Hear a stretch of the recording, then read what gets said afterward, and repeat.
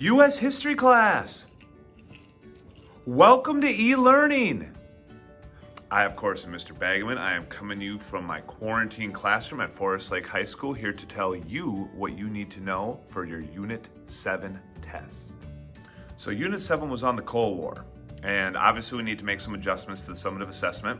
I had a test scheduled with multiple choice, short answer, as well as an essay.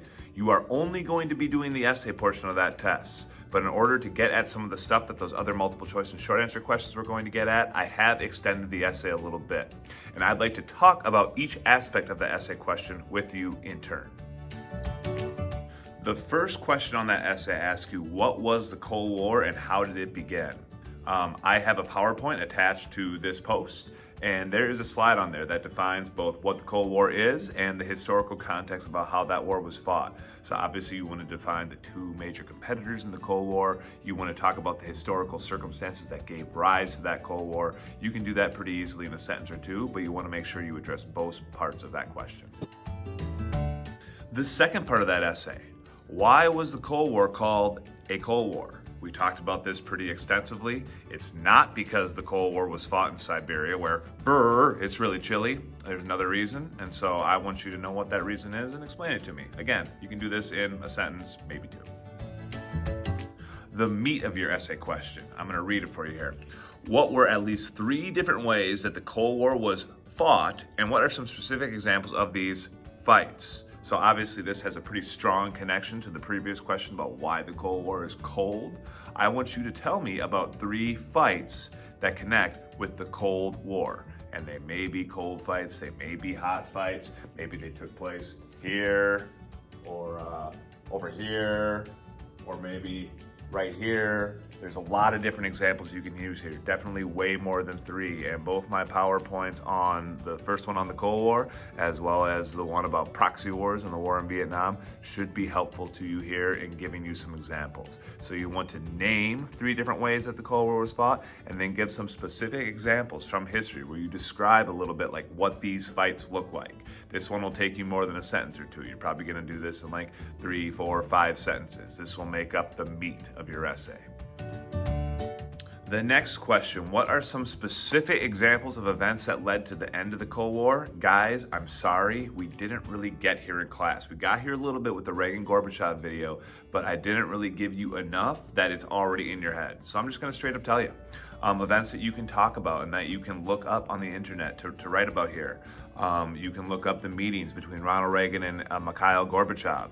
You can look up the fall of the Berlin Wall. You can look up the breakup of the Soviet Union. Basically, if you just Google the end of the Cold War, you're going to find some websites. Some of the first websites listed will have plenty of events that we think of when we think of the last years of the Cold War, approximately like 1985 to 1991.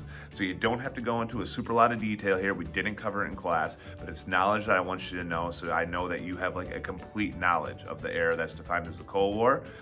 Know a couple of those events, super basic details. Again, a sentence or 2 should suffice here to show that you know when the Cold War came to an end and kind of some of the major events about how the Cold War came to an end. Last question, and it's an important one. What are some specific examples of how we can still see the legacy of the Cold War today? Again, this is something we did not get at in class, but it's something that I want you to do independently, because this is why we study history, guys. We study history not just to learn about the past, but to learn about how the past informs our world. And there are so many examples where you can see the legacy of the Cold War today. Some people think the Cold War never even really came to an end. So here's what I would recommend. Go to your Google and type in Cold War. Type in Cold War, and rather than just looking at the results, because the main results are all going to be about history, go to the News tab.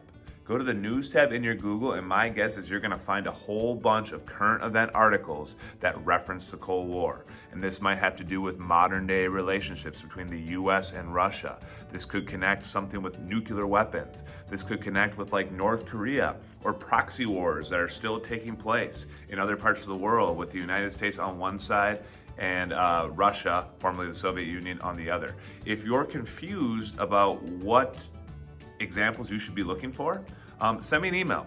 I can help you point you in the right direction and make sure that you're making some connections. But again, the main point of this last part of the essay is you're making connections between the history we studied and how that history shaped and influenced the world that you live in today, where a lot of these Cold War relationships and Cold War tensions still very much exist.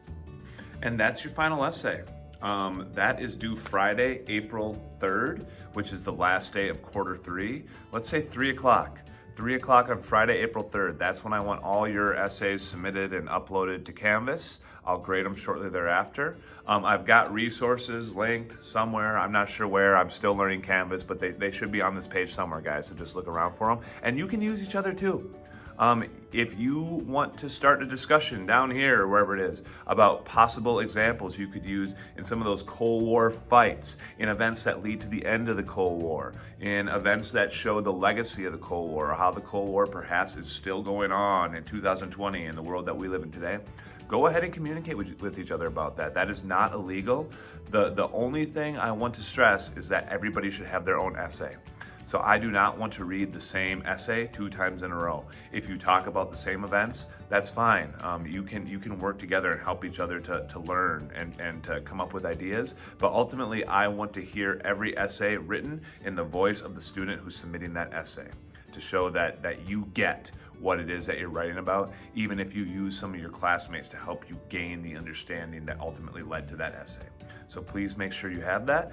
Let me know if you have any questions. I am here for support. This essay should be something that helps your grade, not hurts it. You have all the resources available. You have tons of time. You can ask questions of me and your classmates. So please, guys, this is going in your summative assessment category. Make this essay a good one. Put some time into it, put some thought into it, and it should be something that lifts your grade. More info to come on what quarter 4 will look like as we adjust to this new reality in the e-learning world, and I will see you soon. Now what do I do? Maloney, do you want to practice social distancing?